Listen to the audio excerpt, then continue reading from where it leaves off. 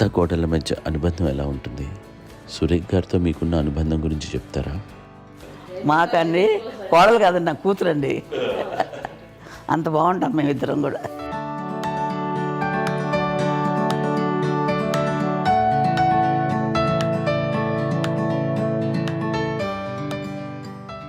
మీది ఒక అందమైన ఉమ్మడి కుటుంబం, అందరూ కలిసి ఉంటారు.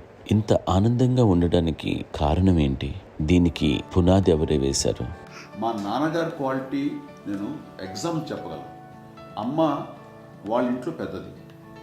వాళ్ళ నాన్నగారు అంటే మా తాతయ్య గారు ప్రొహిబిషన్ డిపార్ట్మెంట్లో సిఏగానే ఎస్ఐగానే చేశారు. ఏదో అమ్మ ఇన్స్పెక్టర్ సిఏ చేసి ఆయన కాలం చెందారు. చాలా ఎర్లీగా 48 years చచ్చిపోయారు.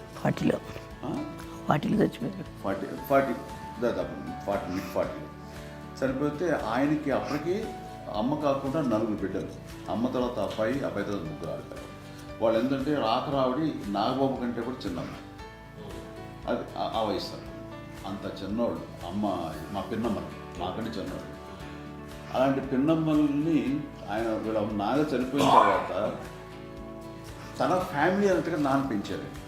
నాన్న కూడా అరాకురా శాలరీ మీద బతికే ఇదే తప్ప కూడా కాదు. సో తనకు మిగిలిన దాంట్లో మళ్ళీ ఆ ఫ్యామిలీని చూసుకోవటం, మా అమ్మమ్మని చూసుకోవటం, వాళ్ళ మంచి చెడు చూసుకోవటం. వాళ్ళకు ఇల్లు మాత్రం ఉంది మొగల్తూరులో. ఆ ఇంట్లో వాళ్ళు అద్దెకు వస్తే ఆ కొంచెం డబ్బు నానిచ్చే డబ్బు, అక్కడ పొలం కొనిచ్చారు. ఆ పొలం ఇచ్చే డబ్బుతోటి అంతా బాగా చూసుకోవాలి తన ఫ్యామిలీ లాగా. కాబట్టి ఆ నాన్న ఫస్ట్ సూత్రధారి. అమ్మ కూడా ఫ్యామిలీ బాండింగ్ టుగెదర్నెస్ అనేది స్ట్రాంగ్గా ఉండటానికి నాన్న ఏర్పాటు చేసినటువంటి బీజం.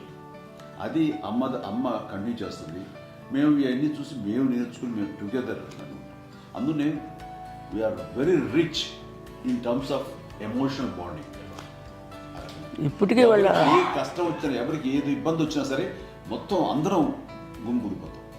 ఏ లెవెల్గా వెళ్ళిపోయి మోర్ సపోర్ట్ చేస్తాం. అంటే వీ డోంట్ ఎక్స్పెక్ట్ ఇంకా అంతకుమించి చేయకూడదు. ఎస్ ఒకరినొకరు భరోసా.